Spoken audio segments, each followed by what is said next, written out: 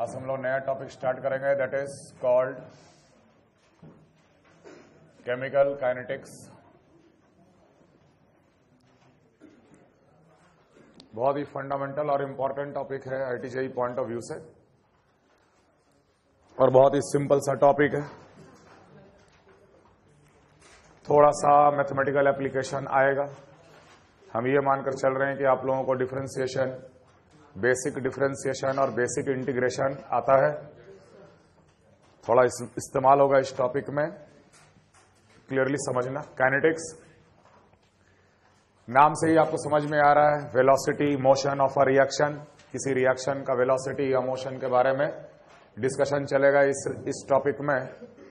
Note कीजिए, it is the study of the rate of the reaction. It is the study of the rate of the reaction. It is the study of the rate of the reaction. It is the study of the rate of the reaction and the effect of few parameters like and the effect of few parameters and the effect of few parameters like and the effect of few parameters like temperature, pressure, concentration, volume, temperature, pressure, concentration, volume, etc. on the rate of the reaction. On the rate of the reaction. तो ये topic में हम लोग rate of the reaction का study करते हैं और कुछ पैरामीटर्स का इफेक्ट रेट पे किस तरीके से पड़ता है उसको भी स्टडी करते हैं। Parameter can be temperature, pressure, volume, concentration etcetera on the rate of the reaction. Now based on rate reaction is classified into three categories. Reaction is classified into three categories. पहला category very fast reaction, very fast reactions. दूसरा category very slow reaction, very slow reaction. और तीसरा category is moderate type reactions. Based on speed, based on kinetics, based on rate, reactions are classified into three categories: very fast reactions, very slow reactions, and moderate type reactions. Very fast reaction, it takes fraction of seconds to be completed. Fraction of second में ही ये reaction complete हो जाता। जैसे nuclear reactions fraction of second में complete हो जाता है। जैसे ही शुरू हुआ वो लगभग कंप्लीट हो चुका। प्रेसिपिटेशन रिएक्शंस जैसे मान लो हम बोले बेरियम नाइट्रेट BaNO3 का होल ट्वाइस और Na2SO4 दोनों का सॉल्यूशन को मिला दिया जाए।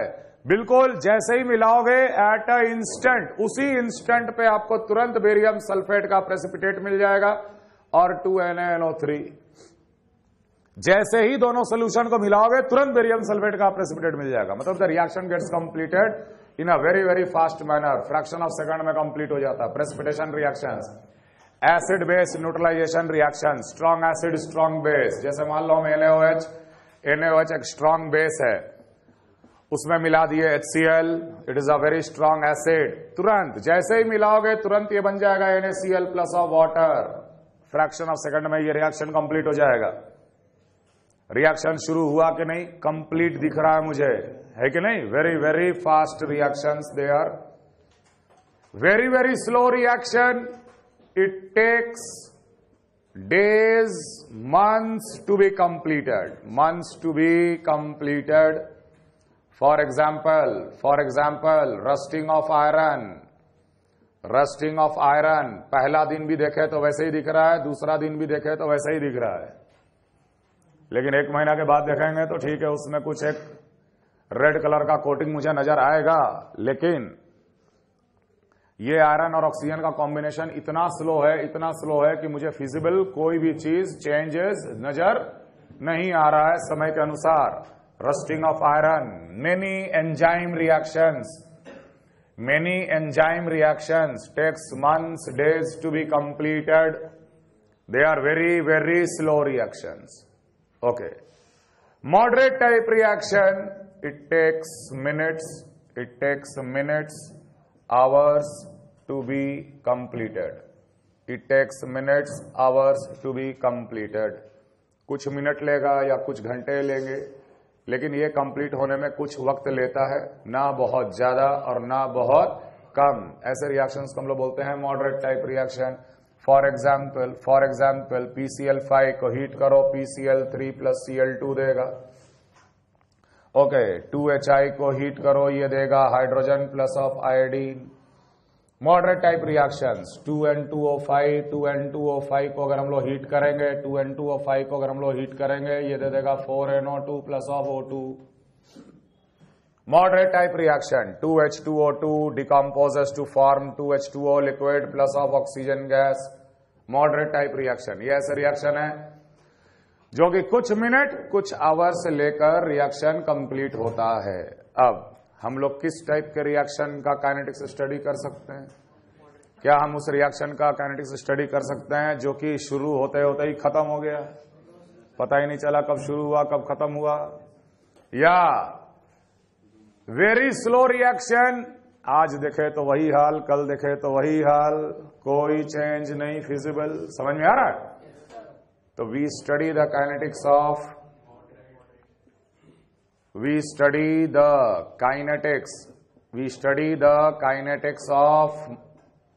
moderate type reactions only. Moderate type reactions only. Chemical kinetics is a study of moderate type reactions only. Chemical kinetics is a study of moderate type reactions only.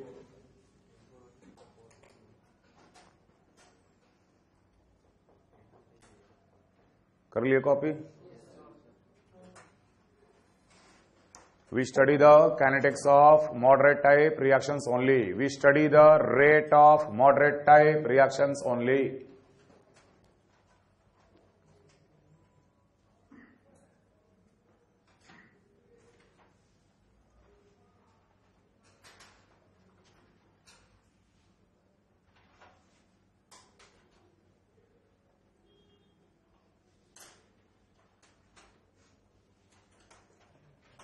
Again, reaction is classified into two types: irreversible reaction and reversible reaction. इसका तो हम ज्यादा detail में discuss नहीं करेंगे, क्योंकि हम लोग केमिकल इक्विलिब्रियम पे ऑलरेडी जान चुके हैं। एक ऐसा रिएक्शन होता है जो एक ही डायरेक्शन में होता है, A plus be giving C plus D। और रिवर्सिबल टाइप रिएक्शन क्या होता है? वो दोनों तरफ से चलता है, R reversible P। Chemical kinetics में हम लोग दोनों तरह के रिएक्शन को डील करेंगे, लेकिन मैक्सिमम टाइम हम लोग इररिवर्सिबल टाइप ऑफ रिएक्शन का ही हम लोग स्टडी करेंगे। रिवर्सिबल में भी आएंगे, रिवर्सिबल तो स्टार्ट होते ही बीच में रुक जाता है, इसलिए वहां केमिकल काइनेटिक्स का बहुत ज्यादा इंपॉर्टेंस या थियरी नहीं लग पाता। लेकिन फिर भी उसमें भी हम लोग देखेंगे क्या क्या चीज हम लोग स्टडी कर सकते हैं। लेकिन मैक्सिमम टाइम हम लोग इररिवर्सिबल रिएक्शन, जो एक बार लिया गया रिएक्टेंट और समय के अनुसार वो डिक्रीज करता चला गया और एक टाइम आया जब रिएक्शन खत्म हो गया, तब हम बोल सकते हैं भाई कि रिएक्शन आधा कब कंप्लीट होगा, 1/4 कब कंप्लीट होगा, कितने समय के बाद वो 3/4 कंप्लीट होगा। रिवर्सिबल रिएक्शन के बारे में ये बताना मुश्किल है, पता नहीं उसका इक्विलिब्रियम पॉइंट आधा होने के बाद आ रहा है कि आधा होने के पहले, इसलिए वहां पर वो ज्यादा इंपॉर्टेंस नहीं रख पाता है। हम लोग मैक्सिमम टाइम जो स्टडी करेंगे वो इररिवर्सिबल टाइप रिएक्शन करेंगे। रिवर्सिबल टाइप में हम थोड़ा बहुत आइडिया बता देंगे कि वहां पर क्या क्या थ्योरी लगता है।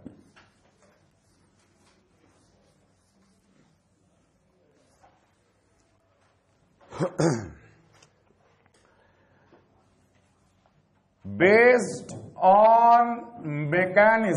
based on mechanism, reactions are classified again into two types. पहला हम लोग कहते हैं एलिमेंट्री स्टेप रिएक्शन, और दूसरे को हम लोग कहते हैं complex reaction.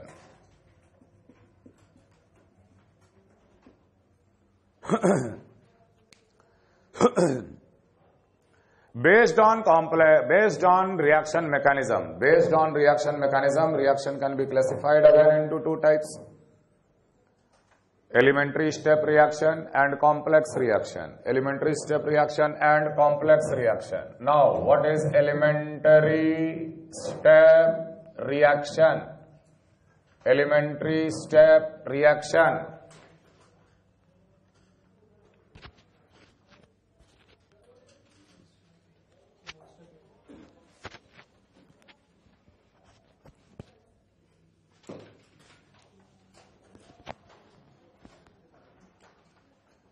Elementary step reaction, those reaction which gets completed in only one step.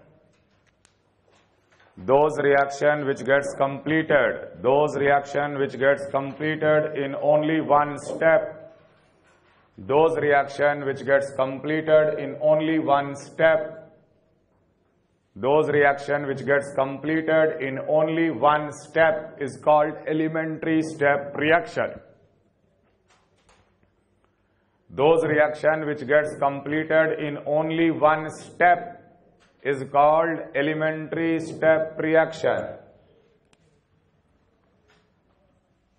Those which gets completed in only one step is called elementary step reaction. जैसे PCl5 को heat किए PCl3 और Cl2 मिल गया, एक ही step में यह reaction complete हो गया. क्लियर? 2HI को हीट किए H2 + I2,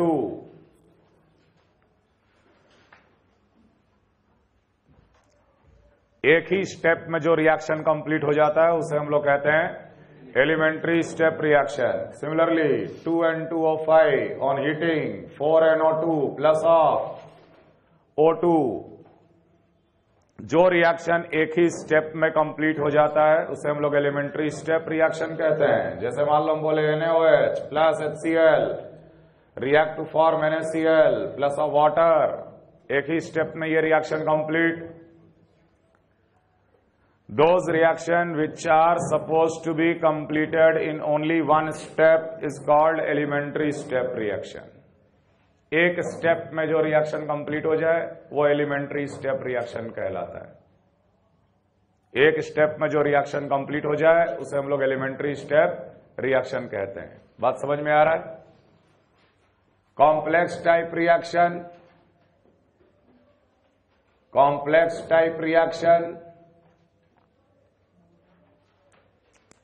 those reaction which gets completed in more than one step. Those reaction which gets completed in more than one step. Those reaction which gets completed in more than one step. Those reaction which gets completed in more than one step. Those reaction which gets completed in more than one step is called complex type reactions. ये जितने भी reaction मैंने बताए वो सब एक ही step में complete होता है, लेकिन कुछ ऐसे भी रिएक्शंस होते हैं, केमिकल रिएक्शंस, जो कि एक से ज्यादा स्टेप में कंप्लीट होते हैं. Very common example, 2H2O2 hydrogen peroxide decompose कर रहा है 2H2O + O2 गैस में.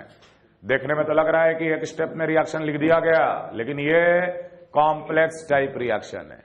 इसका मैकेनिज्म क्या है कि सबसे पहले H2O2 ब्रेक करता है H2O + of O, nascent atom of oxygen में.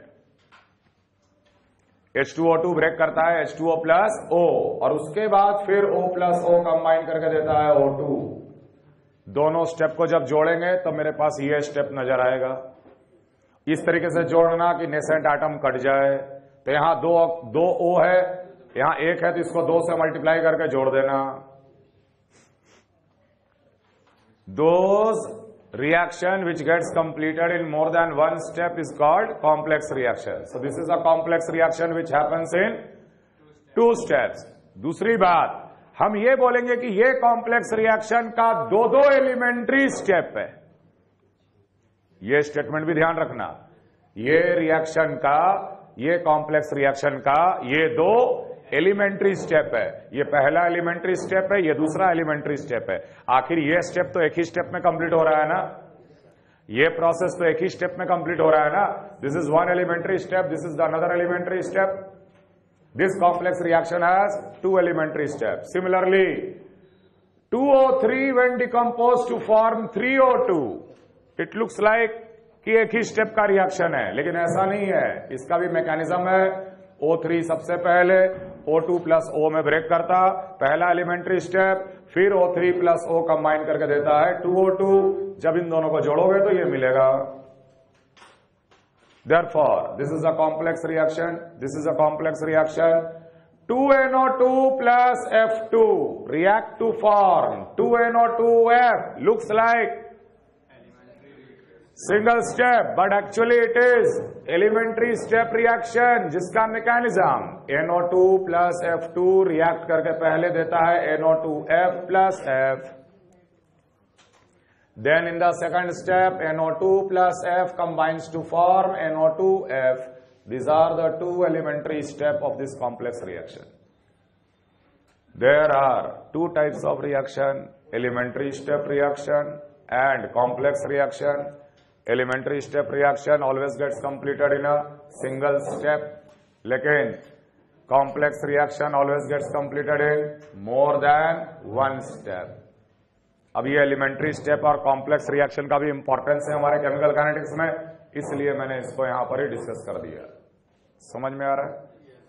हम कैसे समझेंगे कि सर ये रिएक्शन सिंपल एलिमेंट्री स्टेप है कि कॉम्प्लेक्स है? आगे चल के समझ में आते चला जाएगा। डेफिनेशन क्लियर है?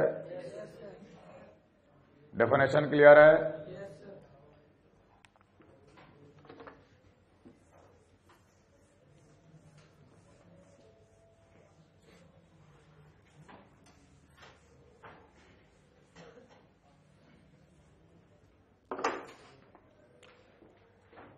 Rate of reaction.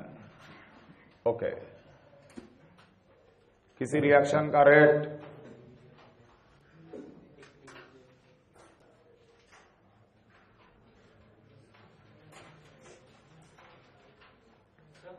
Yes,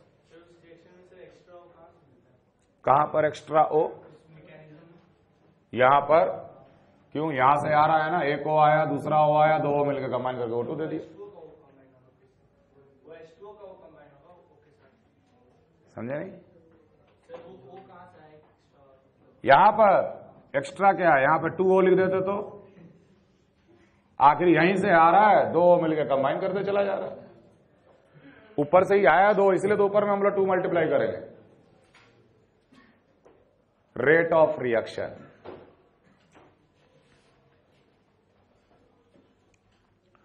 rate of reaction is always studied with respect to any reactant or any product. पहली बात तो ये समझो, किसी भी रिएक्शन का रेट हम लोग किसी एक रिएक्टेंट या प्रोडक्ट के रेस्पेक्ट में स्टडी करते हैं। ओवरऑल रिएक्शन का रेट भी हम लोग डिफाइन कर सकते हैं, लेकिन वो ओवरऑल रिएक्शन का जो रेट होगा वो दूसरा टर्म कहलाएगा। जैसे तुम खुद सोचो कि मान लो एक रिएक्शन है A plus B it is giving C plus D, A plus B it is giving C plus D. अगर हम सिर्फ A को ही ऑब्जर्व करें तो क्या गलत है? क्योंकि हमें पता है T equal to 0 time 0 initially A कुछ क्वांटिटी लिया गया होगा, और जब A खत्म हो जाएगा तो रिएक्शन भी तो खत्म हो जाएगा। जब ए खत्म हो जाएगा तो रिएक्शन भी खत्म हो जाएगा। समझ में आ रहा है? तो अगर हम ए को ही ऑब्जर्व करके अगर हम रिएक्शन का रेट बताने का कोशिश करें तो हम क्यों नहीं कर सकते? बिल्कुल किया जा सकता है। शुरू में डी 0 था, जिस वक्त डी का बनना बंद उस वक्त रिएक्शन खत्म। धीरे धीरे डी बन रहा है, कुछ रेट से बन रहा है, जो रेट से बन रहा है उसको हम लोग रेट ऑफ रिएक्शन कह सकते हैं, because rate of the reaction is dependent on the reactant quantity and the product quantity. क्योंकि हमें यह पता है कि T = 0 पे ए जितना भी लिया गया होगा वो मैक्सिमम होगा, और जैसे ही रिएक्शन खत्म हुआ ए 0, जिस वक्त ए 0 होता है रिएक्शन भी खत्म होता है, जिस वक्त ए स्टार्ट करता है रिएक्शन भी स्टार्ट होता है। तो रिएक्शन का rate can be studied with respect to any reactant और एनी प्रोडक्ट। ठीक है? ओवरऑल रिएक्शन का भी रेट हम लोग डिफाइन करेंगे, उसको हम लोग एक अलग टर्म देंगे, ज्यादा डिफरेंस नहीं होगा, वो भी रेट ही होगा, लेकिन उसको एक अलग टर्म हम लोग दे देंगे, ओवरऑल रिएक्शन का रेट। चाहे तुम कोई भी रिएक्टेंट या कोई भी प्रोडक्ट को देखो तो वो रेट का वैल्यू हमेशा सेम आता है। खैर, हाँ, यदि बी पहले खत्म हो जाए, ए बच जाए, तब तो ए को देखे नहीं। हम ये मान के चल रहे हैं कि ए लिमिटिंग रिएजेंट है। अगर ए एक्सेस में ले लिया गया तो ए थोड़ी खत्म होगा। हम उस वक्त बोलेंगे जिस वक्त ए का डिक्रीज रुक जाए उसी वक्त रेट खत्म, रिएक्शन खत्म, है कि नहीं है? खैर, is always studied with respect to any reactant और any product. Okay, rate of reaction या the word rate is moles per unit time. It can be concentration per unit time or it can be pressure per unit time, लेकिन यह मास per unit time कभी नहीं होता। ग्राम पर second या kilogram पर second में हम लोग कभी भी रेट मेजर नहीं करते। या तो मोल्स पर सेकंड, मोलैरिटी पर सेकंड, प्रेशर पर सेकंड, अगर गैस है तो प्रेशर पर सेकंड, ये सब यूनिट में हम लोग रेट मेजर करते हैं। ओके, मान लो तुम्हारे सामने एक हम रिएक्शन लिखे, R is giving P, R is giving P, तो हम लोग बोल सकते rate of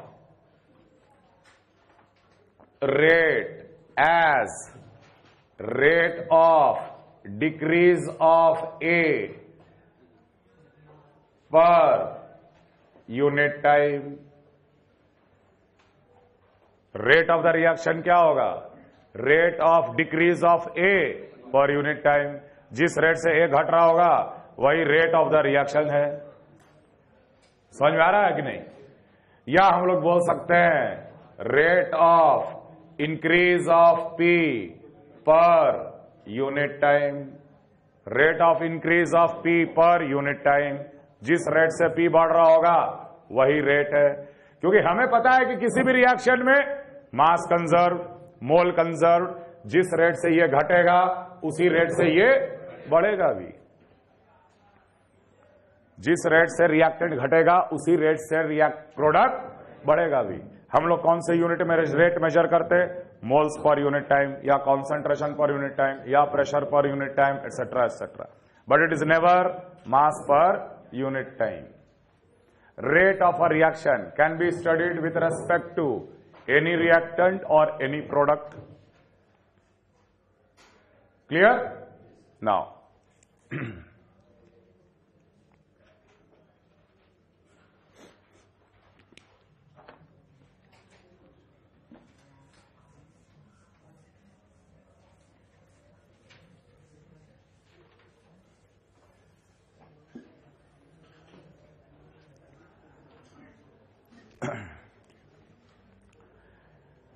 rate will be basically change in moles or concentration or pressure divided by change in time। बोल सकते हैं ना? रेट हम लोग कैसे डिफाइन करेंगे? The change in the moles या चेंज इन द कॉन्सेंट्रेशन और change in the pressure divided by change in the time, that will give you the rate of that particular process. अगर वो change decrease है तो बोलेंगे rate of decrease, अगर वो change increase है तो बोलेंगे रेट ऑफ इंक्रीज। और किसी भी टाइम पे हम लोग ये प्रूव कर सकते हैं कि rate of decrease and rate of increase both of them are same, क्योंकि रिएक्शन में nothing is lost, nothing is gained. Rate can be of two types, average rate and instantaneous rate. Average rate, instantaneous rate, average rate, instantaneous rate. Average rate जो अभी हम लिखे यही average rate है। Change in moles और concentration और pressure divided by change in time. Change in the concentration, change in the moles और change in the pressure per unit time, per change in the time, that will be called as average rate.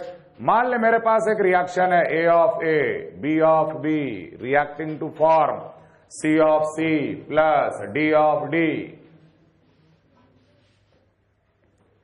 एक reaction हम लिखे, ठीक है।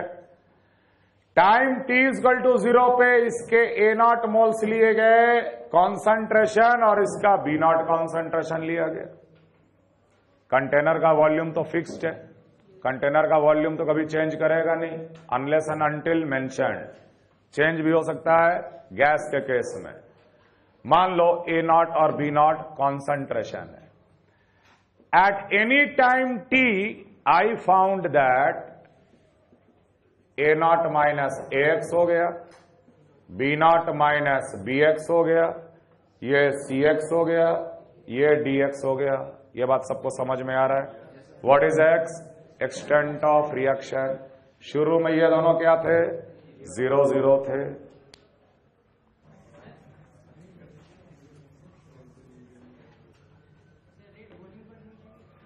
Rate देखो, जो चीज मोल के प्रोपोर्शनल हो सकता है उसके टर्म में हम लोग रेट डिफाइन कर सकते हैं। जैसे रेट इज बेसिकली मोल्स में चेंज पर यूनिट टाइम, ठीक।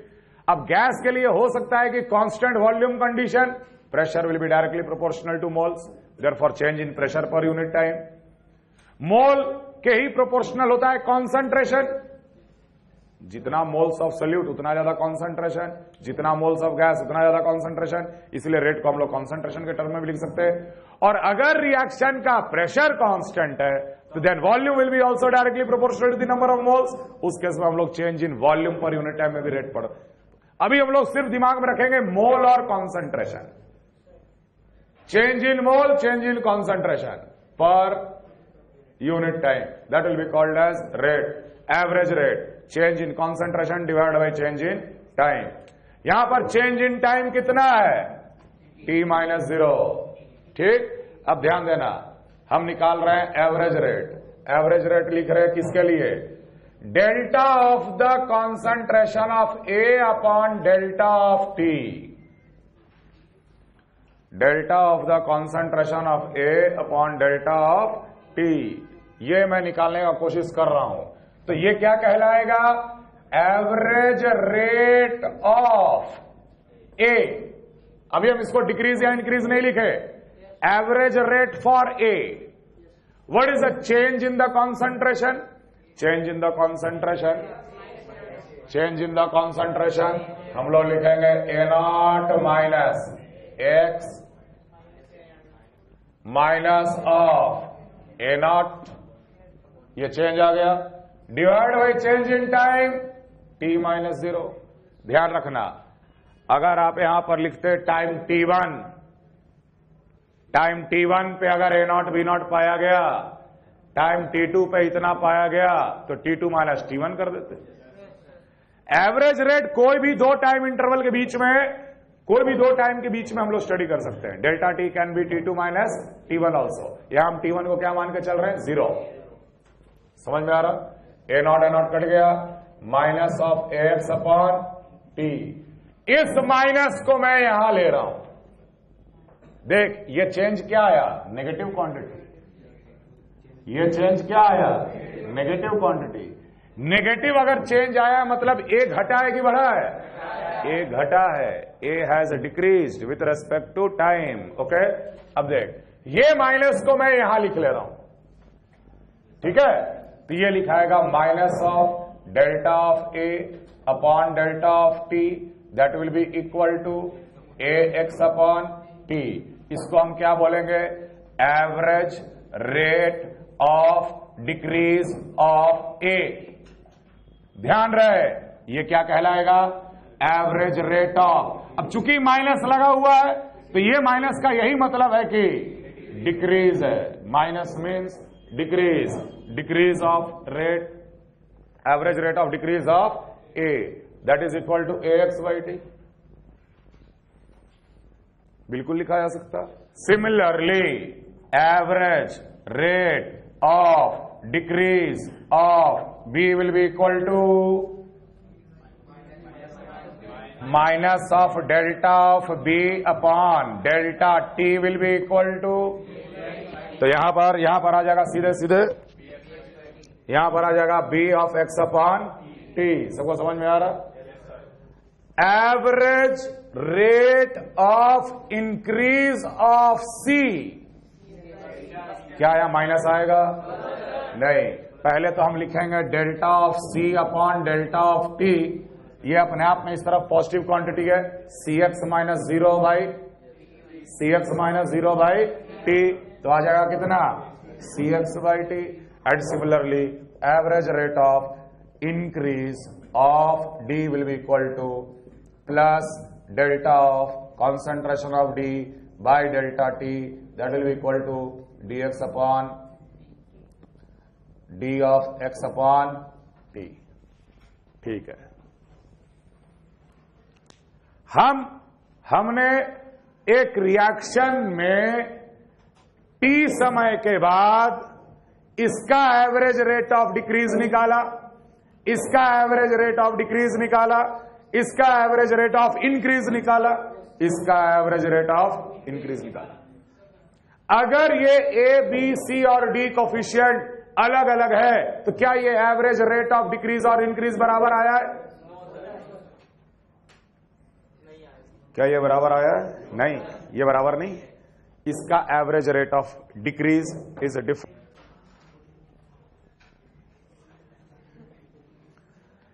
ए का average rate of decrease is not equal to B का average rate of decrease, C का average rate of decrease, D का एवरेज रेट ऑफ इंक्रीज, ये सब बराबर नहीं है। But still I can say कि जिस वक्त ए खत्म होगा रिएक्शन खत्म होगा, जिस वक्त ए खत्म होगा रिएक्शन खत्म होगा, या जिस वक्त बी खत्म होगा उसी वक्त रिएक्शन भी खत्म होगा। इसी लॉजिक पे हम लोग बोलते हैं कि एक रिएक्शन का rate is the rate of decrease और इंक्रीज इन द रिएक्टेंट और प्रोडक्ट। रेट ऑफ इंक्रीज और decrease in the quantity of reactant और प्रोडक्ट। समझ में आ रहा।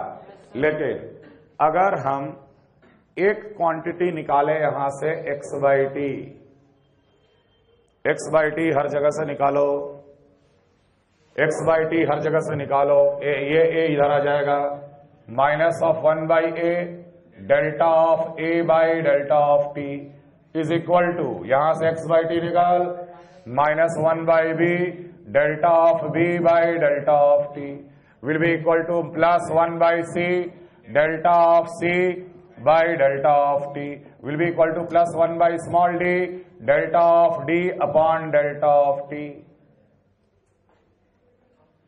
Now this is average rate of increase or decrease divided by stoichiometric coefficient. हम लोग निकाले क्या quantity, average rate of decrease और increase divided by stoichiometric coefficient, ये निकला ना। अब ये तो चारों में बराबर आ रहा है, अब ये तो हम लोग चारों में क्या आ रहा है, बराबर ही है। क्योंकि ये क्वांटिटी हो या ये क्वांटिटी हो या ये क्वांटिटी हो, ये क्वांटिटी हो, इसी को हम लोग कह देते हैं rate of reaction. More precisely it is called specific rate, या फिलहाल अभी एवरेज रेट ऑफ रिएक्शन। ये ज्यादा एक्यूरेट स्टेटमेंट है।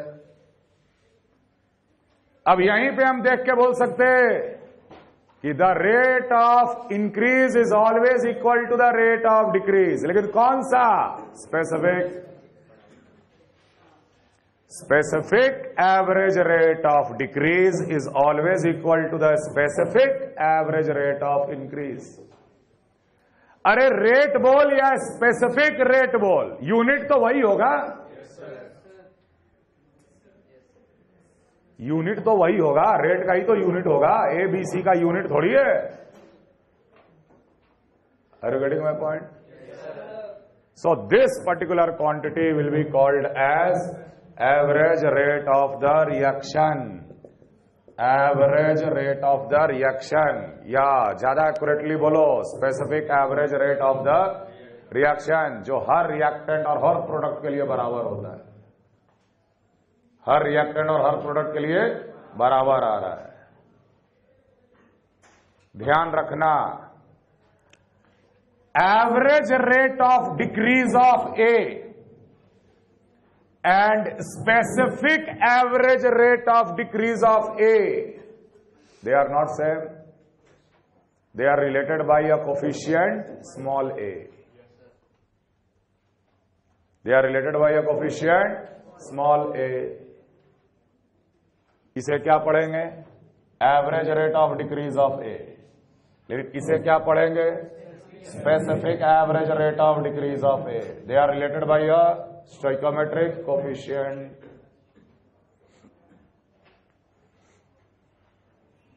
क्लियर है? कॉपी को जल्दी जल्दी।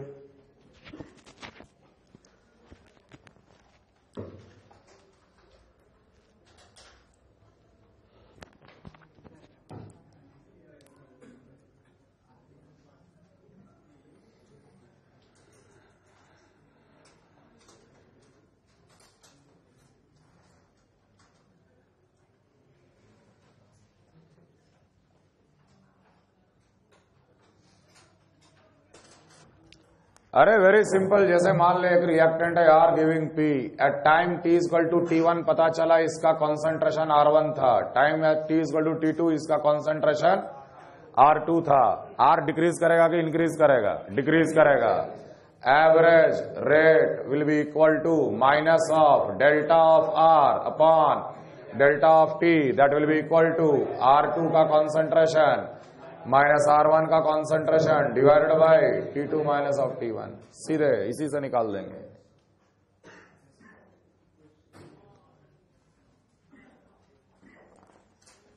क्लियर? अब if limit delta T tends to 0 minus of delta of R upon delta of T, that will be called as, अगर डेल्टा T टेंड्स टू 0 मतलब कि एक पॉइंट को टेंड कर रहा है, एक पॉइंट T पे चला गया, उस T पे जो रेट आएगा उसको हम लोग बोलेंगे इंस्टेंटेनियस रेट। और ये एक्सप्रेशन क्या बन जाएगा? Minus of D of R upon dt, और इसे हम लोग बोल देंगे इंस्टेंटेनियस रेट।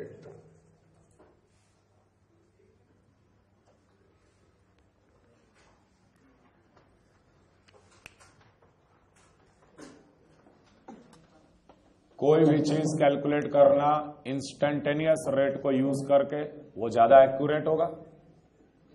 हम लोग तो एवरेज रेट में एवरेज कर दे रहे हैं। ऐसा भी हो सकता है कि रेट जो है वो समय के अनुसार चेंज कर रहा हो, और हम लोग देखेंगे रेट समय के अनुसार चेंज करता है तो उसको एवरेज मान लेना is just an approximation. Average मान लेना इज जस्ट एन अप्रोक्सीमेशन। फिर भी अगर हम एवरेज रेट, कोई भी दो टाइम के बीच में एवरेज रेट निकाल लिए, ए का निकाल लिए, बी का निकाल लिए, सी का निकाल लिए, डी का निकाल लिए। हर हाल में ये चीज तो वैलिड है ही, हर हाल में वो इक्वेशन तो वैलिड है ही। जब हम लोग एक पॉइंट पे जाकर रेट पता करेंगे, एक पर्टिकुलर टाइम टी पे पूछे रेट क्या है, वो कहलाएगा इंस्टेंटेनियस रेट, वो कहलाएगा इंस्टेंटेनियस रेट। क्लियर?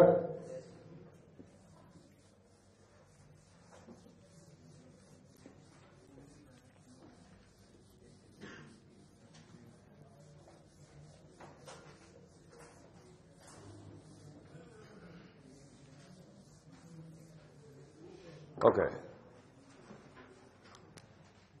मान लो एक सवाल दिए हम, for a reaction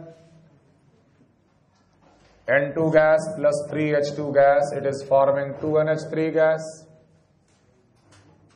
Ammonia is getting formed at an average rate of 5 moles per second between time T1 to T2.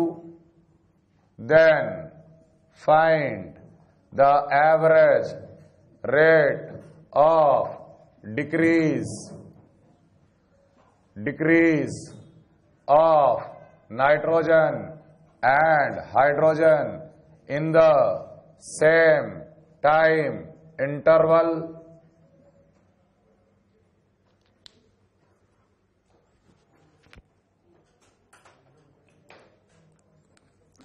एक और छोटा सा सवाल दिए, for the reaction 2N2O5 is giving 4NO2 plus O2.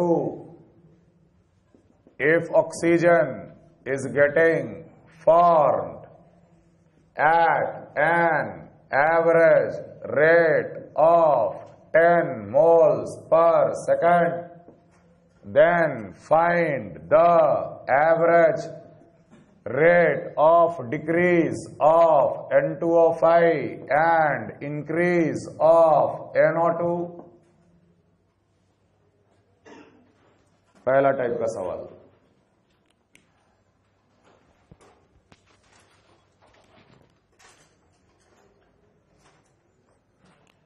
तो सबसे पहले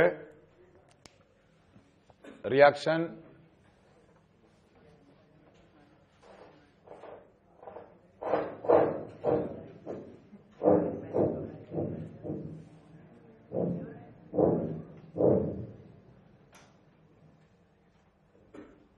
भाई को क्या हो गया यार। सबसे पहले रिएक्शन को देखकर हम लोग वो इक्वेशन लिख लेंगे। जब reaction A of A plus B of B giving C of C plus D of D था, तो -1 by A delta A by delta T is equal to -1 by B delta B by delta T। वैसे जब लिख सकते थे तो यहां पर भी लिखेंगे ना, यहां कोफिशिएंट कितना है 1, तो minus of delta of N2 by delta T will be equal to -1 by 3 delta of H2 upon delta T will be equal to plus 1 by 2 delta of NH3 by delta T। ये तो यहां पर भी लिख सकते हैं हम लोग। हमें क्या दे रखा है वो ज्यादा इंपॉर्टेंट है। It is average rate of formation of ammonia. क्या हमें ये क्वांटिटी दे रखा है? क्या हमें ये पूरा क्वांटिटी दिया हुआ है? नो सर, हम लोग को दिया है plus delta of NH3 by delta T। ये दे रखा है 5। इसे बोलेंगे average rate of formation of ammonia, लेकिन इसे बोलेंगे specific average rate of formation of ammonia, या बोलेंगे रेट ऑफ रिएक्शन। समझ में आ रहा? अगर ये दे रखा है और हमसे क्या पूछ रहा है, average rate of decrease of nitrogen, तो average rate of decrease of nitrogen is, यही ना, तो ये किसके बराबर है? 1/2 of that quantity, so 1/2 into 5, that is 5/2। और हमसे पूछ रहा है average rate of decrease of hydrogen, तो हमसे ये क्वांटिटी पूछा जा रहा, तो ये क्वांटिटी इसके बराबर है, 3 उस तरफ चला जाएगा तो 3/2, 3/2 इंटू 5 दैट इज 15/2। आंसर। अगला सेम टाइप सवाल, 14 एंड माइनस में नहीं आएगा कभी आंसर। क्या आंसर क्या बोले? डिक्रीज है तो वो मैग्नीट्यूड के लिए माइनस लगाए ना यार। अगर हम ये क्वांटिटी निकाल रहे हैं that means I am not getting a minus sign here. हम तो मैग्नीट्यूड बनाने के लिए यहां माइनस साइन लगाए थे, है कि नहीं? मैग्नीट्यूड के लिए minus sign, I am getting a magnitude 5/2, लेकिन ये माइनस साइन देकर तुरंत बोलेंगे minus sign here represent decrease, plus sign represent here increase. Clear? यहां पर भी लिख सकते हैं -1/2 delta of N2 of 5 upon delta of T will be equal to plus 1/4 delta of NO2 by delta T will be equal to plus delta of O2 by delta T। क्या दे रखा है? Oxygen is getting formed at an average rate of, यही quantity दे रखा है 10। पूछ रहा है ये क्वांटिटी कितना? 40। ये क्वांटिटी कितना? 20। समझ में आया? क्लियर है?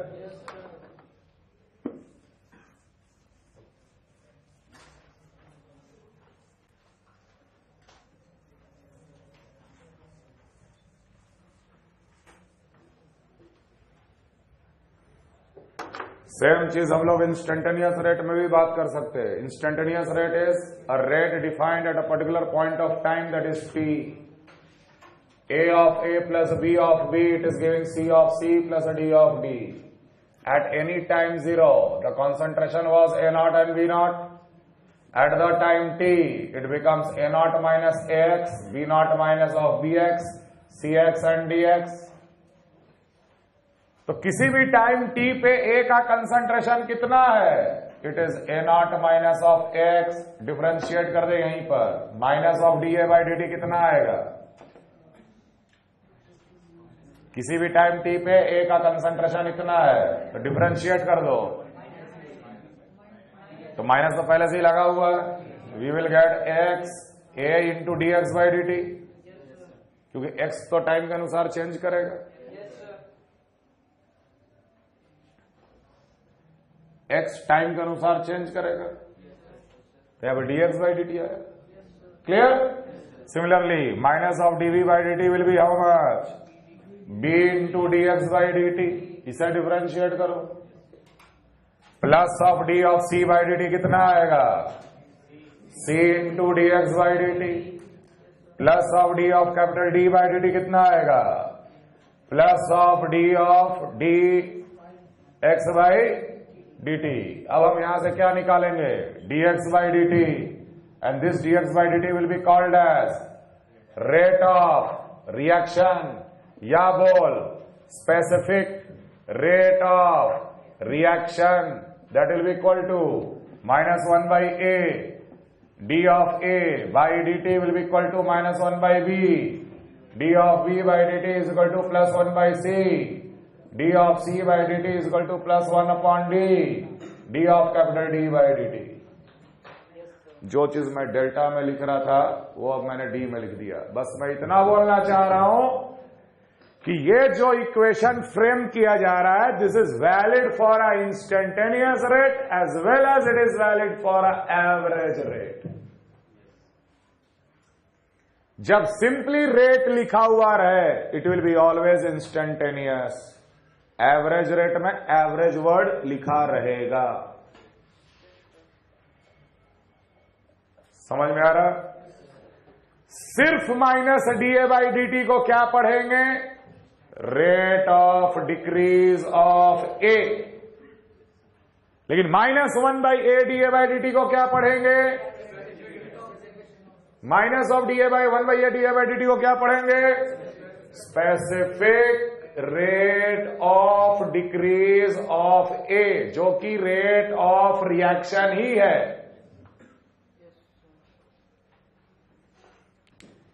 जो कि रेट ऑफ रिएक्शन ही है, क्योंकि हर जगह बराबर है ना। हम तो किसी को भी देखकर रेट ऑफ रिएक्शन बोल सकते हैं उस टाइम टी पे।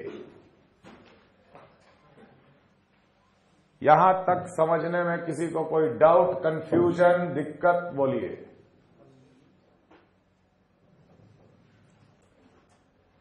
यहां तक समझने में किसी को डाउट या कोई कंफ्यूजन?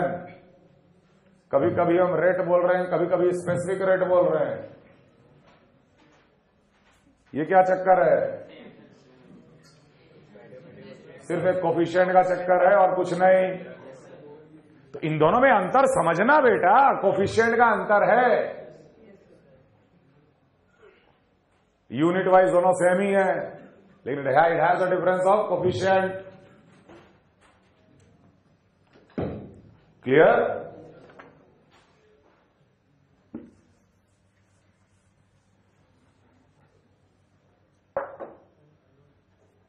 अगर कोई y equal to F of X है तो dy बाई डी एक्स क्या रिप्रेजेंट करता है? Slope of what? Slope of what? Tangent drawn at that particular point. मान ले कॉन्सेंट्रेशन वर्सेस टाइम का ग्राफ, चलो हम 2 का बना रहे। ए इस तरीके से डिक्रीज किया और मान लो सी इस तरीके से इंक्रीज किया for the reaction A of A plus B of B, C of C, D of D. Concentration versus time, A का कॉन्सेंट्रेशन ऐसे डिक्रीज कर रहा है, सी का कॉन्सेंट्रेशन ऐसे इंक्रीज कर रहा है। ठीक है? ओके।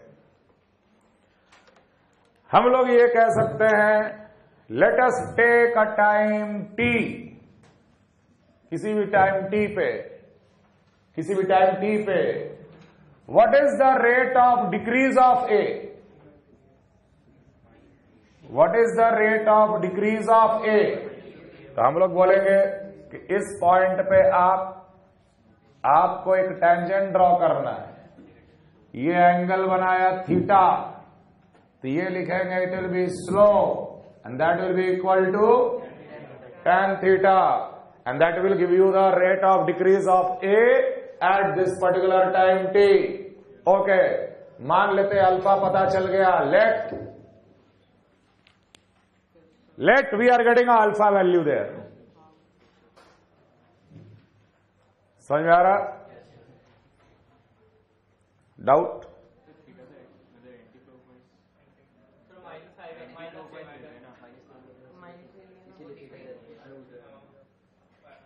यहां मैग्नीट्यूड लिखना, ये minus D A by D T है, D A by D T नहीं है। क्लियर? अब तुमसे अगर हम बोलें कि अगर वही टाइम पे सी का ग्राफ में अगर हम टेंजेंट लेते तो यार इसका स्लोप कितना आता?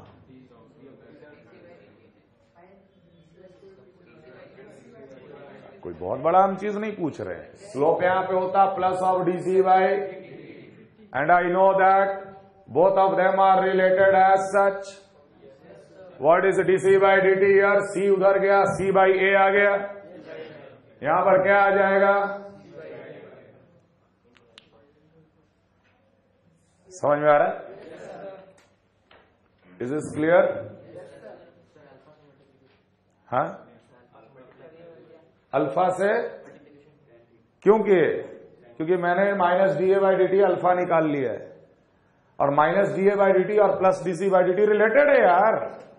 यहां का स्लोप देगा, यहां का स्लोप पूछ रहा है। मान ले यहां एंगल नहीं दिया रहता तभी तो निकाल देंगे। तो minus D A by D T और minus D B by D T, all of them are slope of a tangent at that particular point. और आप लोग बहुत अच्छे से समझ सकते हो कि ए का हर पॉइंट पे स्लोप क्या हो रहा है, चेंज कर रहा है। मतलब A is not decreasing at a constant rate, तो जो हम लोग एवरेज रेट निकाल रहे थे वो अप्रोक्सीमेशन था। Instantaneous rate will give us the correct answer. Clear? लेकिन फिर भी सवाल एवरेज रेट पे भी बनता है कि T1 पे इतना पाया गया, T15 पे इतना पाया गया, तो बता एवरेज रेट कितना, एवरेज रेट निकाल देना। किसी रिएक्शन का रेट बिल्कुल जीरो ऑर्डर पढ़ेंगे ना। इन जनरल हर रिएक्शन का रेट समय के अनुसार डिक्रीज करता है। यही अगर ग्राफ ऐसे लिख देते, ए ऐसे या ए सॉरी ऐसे नहीं, ऐसे स्ट्रेट लाइन, स्लोप कांस्टेंट हो जाता तो रेट क्या हो जाता, कांस्टेंट। क्लियर?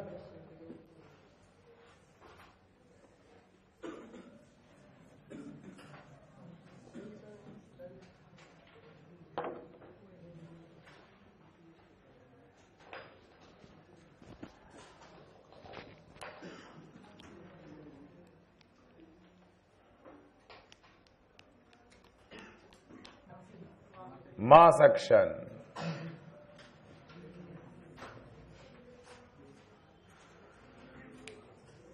फिर से सेम सेंटेंस दोहराएंगे, लेकिन एक इंपॉर्टेंट बात बोलेंगे,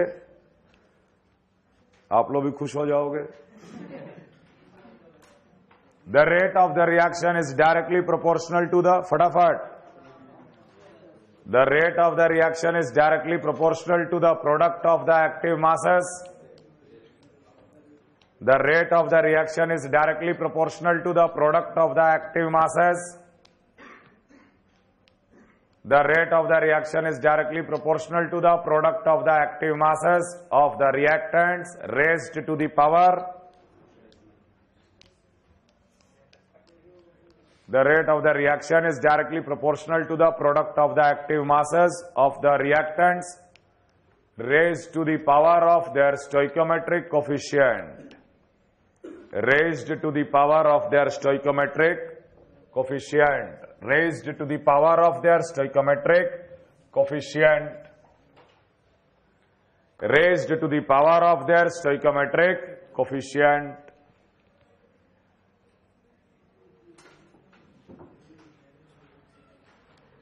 Law of mass action, LOMA, is valid only for elementary step reactions.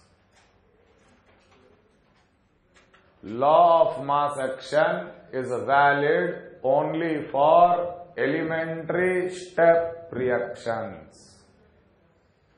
Law of mass action is valid only for elementary step reaction.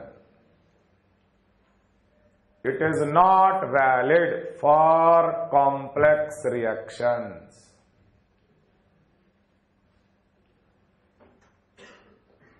It is not valid for complex reactions. Valid मतलब क्या? जो हम लोग लिखेंगे ना, जैसे मान ले ऐसे लिखे A of A plus B of B giving C of C plus D of D, irreversible reaction है बेटा ये। If elementary step reaction it is, then only I can say rate will be directly proportional to। अब हम activity तो सब बता चुके हैं। मान लेते हैं concentration of A to the power A, B to the power B, बिल्कुल करेक्ट है। But if complex reaction, then rate proportional to A to the power A to the power A and B to the power B not valid है। अगर ये reaction complex होता, ये rate का law गलत होता, ये लॉ ऑफ मास एक्शन वहां पे फेल कर जाता। केमिकल इक्विलिब्रियम जो टॉपिक हम लोग पढ़ रहे हैं, वो ये मानते हुए पढ़ रहे हैं कि वहां हम जितना रिएक्शन आपको देंगे वो सब का सब एलिमेंट्री स्टेप रिएक्शन होगा। समझ में आ रहा? क्योंकि मैंने आपको क्लास में डायरेक्टली बोल दिया था, law of mass action is valid for 100%। for reversible type reaction. But remember, those reversible type reaction should be elementary step 1. Clear है? वहां तो हम लोग सीधे कोफिशिएंट लेके हम लोग इक्विलिब्रियम कांस्टेंट का एक्सप्रेशन लिख लिए। अगर ऐसा चक्कर है कि यार लॉ ऑफ मास एक्शन कहीं वैलिड है कहीं वैलिड नहीं है, तो हम लोग ये चक्कर को खत्म कर दिए। कैसे? General reaction A of A, B of B giving C of C plus D of D। हम लोग क्या किए अपने तरफ से? हम लोग लिख दिए let the rate is directly proportional to concentration of A to the power alpha, concentration of B to the power beta। हम लोग लॉ ऑफ मास एक्शन को क्या कर दिए? थोड़ा मॉडिफाई कर दिए। ए और बी कोफिशिएंट हटाकर हम लोग क्या लगा दिए? अल्फा और बीटा। ये जनरल एक्सप्रेशन है for a general reaction. General expression for a general reaction. Proportionality sign हटाए, एक कांस्टेंट लगाए, उस कांस्टेंट को हम लोग क्या कहते हैं? उस कांस्टेंट को हम लोग क्या कहते हैं?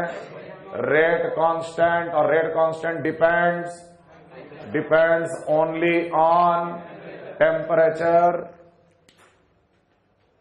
ध्यान देना, हम लोग एक जनरल रिएक्शन के लिए लॉ ऑफ मास एक्शन वैसे ही लिखे, लेकिन ए के बदले अल्फा लगा दिए और बी के बदले बीटा लगा दी। हम बोले this is now valid for this reaction. I don't know whether this reaction is a elementary step और a complex one, I don't know, लेकिन ये इक्वेशन इस रिएक्शन के लिए मेरे को करेक्ट रेट देगा। तो तुम बोलोगे सर अल्फा और बीटा का वैल्यू लाओगे कहां से? अल्फा और बीटा तो ला दिए। हम अल्फा और बीटा का वैल्यू एक्सपेरिमेंट करके लाएंगे। कैसे लाएंगे बताएंगे, क्योंकि अगर लॉ ऑफ मास एक्शन से मेरे को करेक्ट रेट मिलता है तो एक्सपेरिमेंट करके भी तो वही रेट मिलना चाहिए। यहां मान ले एलिमेंट्री स्टेप था, एलिमेंट्री स्टेप, तो ये सही है ना? इसका रेट कांस्टेंट पता कर ले, यहां ए और बी बिठा, तुमको रेट जो मिल रहा है वो एक्सपेरिमेंट करके भी वही रेट मिलेगा, तभी तो सही बोलोगे। वैलिड है क्यों बोल रहे हो? क्योंकि एक्सपेरिमेंटल और पेन पेपर का कैलकुलेशन दोनों मैच कर रहा है, सही है। लेकिन वही अगर इक्वेशन कॉम्प्लेक्स के लिए लिख दिए तो एक्सपेरिमेंट किए तो कुछ और आया, पेपर पे निकाले तो कुछ और आया, तो हम लोग बोल रहे हैं कि वैलिड नहीं है।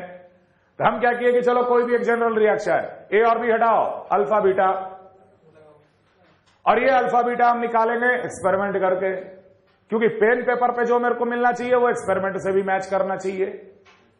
समझ में आ रहा है? हम लोगों ने एक्सपेरिमेंट किया स्टार्ट इसका। कैसे? ध्यान देना। एक्सपेरिमेंट नंबर 1, ए का कंसंट्रेशन, बी का कंसंट्रेशन, और हम लोग लैब में किसी भी रिएक्शन का रेट पता कर सकते हैं, एपरेटस है अपने पास। एक्सपेरिमेंट नंबर 1, हमने A1 मोलैरिटी ए लिया, B1 मोलैरिटी बी लिया, और एपरेटस लगा के हम लोग रेट पता किए। पता चला रेट आया R1। फिर हम लोगों ने दूसरा एक्सपेरिमेंट किया उसी रिएक्शन के लिए, A1 को सेम रखा, B को चेंज कर दिया B1 से B2, रेट पता किए तो आया R2। तीसरा एक्सपेरिमेंट किए, अब शुरू का B1 को B1 रखे, A1 को A2 कर दिए, पता चला रेट आया R3। आ सकता है ना? एक्सपेरिमेंट कर करके हम रेट निकालेंगे ना अलग अलग कंसंट्रेशन का। अब इसमें देख, 2 सेम अलग अलग, फिर यहां 2 सेम, ये अलग अलग। अगर ये एक्सपेरिमेंट का रेट हम लोग कैलकुलेट किए हैं तो ये इक्वेशन मैच करना चाहिए। बिठाएंगे उस इक्वेशन में, बिठाएंगे इक्वेशन। जैसे तुम लोग को कोऑर्डिनेट अगर पॉइंट्स दे दिया जाए और बोले कि स्ट्रेट लाइन में ये पॉइंट लाई करता है, तो एम और सी निकाल ही लेते हो पॉइंट बिठा बिठा के, और उसका बोल देते हो यही इक्वेशन ऑफ लाइन है। तो हम भी यहां पे अल्फा बीटा निकाल के बोल देंगे यही इक्वेशन ऑफ द रेट है। समझ में आ रहा है? पहला 2, R1 will be equal to K into A1 to the power alpha, B1 to the power beta, बिठा दिए इसमें। R2 will be equal to K into A1 to the power alpha, B2 to the power beta. R3 will be equal to K into A2 to the power alpha, B1 to the power beta. पहला, दूसरा, तीसरा, पहला by दूसरा, R1 by R2 is equal to B1 by B2 to the power beta. इसको solve करके निकाल लिए beta 1/3 R1 by R3 will be equal to A1 by A2 to the power alpha. B1 cut गया, solve करके निकाले, log वॉग लेके निकाल दिया अल्फा का वैल्यू, पता चल गया अल्फा बीटा का वैल्यू। अगर ये एलिमेंट्री रिएक्शन होता तो ये एक्सपेरिमेंट करके मेरे को अल्फा का वैल्यू ए मिलता और बीटा का वैल्यू बी मिलता। लेकिन अगर ये एलिमेंट्री रिएक्शन नहीं है, then I have calculated alpha and beta for this complex reaction which I can use now. अब तुमको अल्फा और बीटा पता चल गया है, रेट कांस्टेंट पता है, तुम R4 निकाल लो पेपर से और R4 निकालो एक्सपेरिमेंट से, बराबर आएगा। तो हम लोगों ने एक ऐसा जनरल एक्सप्रेशन तैयार कर लिया रेट निकालने का, जो कि एलिमेंट्री के लिए भी वैलिड है और कॉम्प्लेक्स के लिए भी वैलिड है। समझ में आ रहा है? अलग अलग रिएक्शन का अल्फा और बीटा वैल्यू अलग अलग होता है। अगर ये एलिमेंट्री स्टेप होता तो अल्फा का वैल्यू ए आता, बीटा का वैल्यू बी आता। लेकिन अगर ये कॉम्प्लेक्स है तो अल्फा का वैल्यू ए नहीं आएगा, कुछ भी नंबर आ सकता है, बीटा का वैल्यू बी नहीं आएगा, कुछ भी नंबर आ सकता है। ध्यान रहे, ये अल्फा बीटा निकालने के बाद इसे हम लोग कह देते हैं rate law of reaction. Which reaction? Given reaction. Alpha will be called as order with respect to A, beta will be called as order with respect to B, and alpha plus beta का value मान ले n, that will be called as order of the reaction.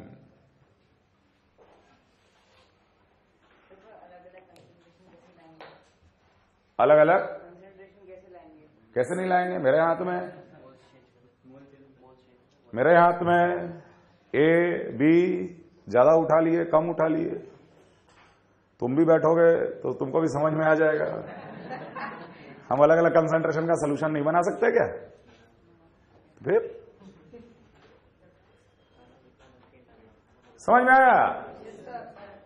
तो हम लोग ये कह सकते हैं कि order is equal to stoichiometric coefficient only in elementary step reaction, but order is not equal to stoichiometric coefficient if the reaction is complex. Which values this order can achieve except any value? ऐसे करके निकाल रहे ना, दोनों का log लोगे, beta निकालोगे। ऐसे करने में तो बीटा का वैल्यू कुछ भी आ सकता है, 0 भी आ सकता है, नेगेटिव भी आ सकता है, पॉजिटिव भी आ सकता है, इंटीजर भी आ सकता है, फ्रैक्शन भी आ सकता है। Order can be positive, negative, integer, 0 और fraction. Order can be positive, negative, 0, integer or fraction. Order can be positive, negative, 0, integer or fraction. Clear? Order can be positive, negative, 0, integer or fraction. यहां तक concept समझ में आ रहा? Clear है? अब अगले क्लास में देखना, ये R हटाएंगे, माइनस dA/dt लिखेंगे, इंटीग्रेट करके निकाल देंगे कि कितने टाइम के बाद A कितना बचेगा, कितना टाइम के बाद A आधा हो जाएगा, सब इंटीग्रेट करके निकलेगा।